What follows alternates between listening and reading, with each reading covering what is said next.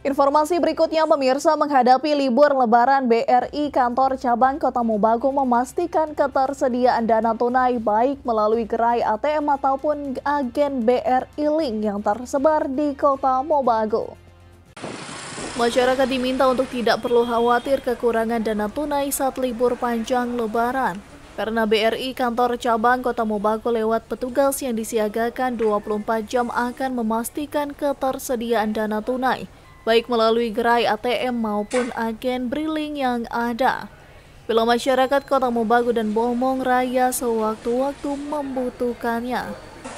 Libur Lebaran di tahun ini memang BRI sudah sangat siap, yang telah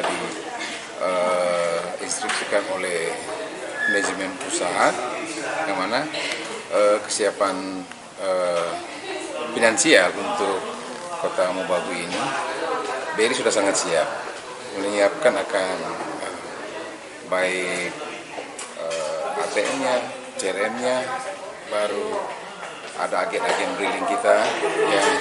Selain ketersediaan dana tunai, BRI juga melayani penukaran uang kertas baru yang biasanya dilakukan masyarakat menjelang Hari Raya Keagamaan. Tim Liputan Kawanwa TV melaporkan.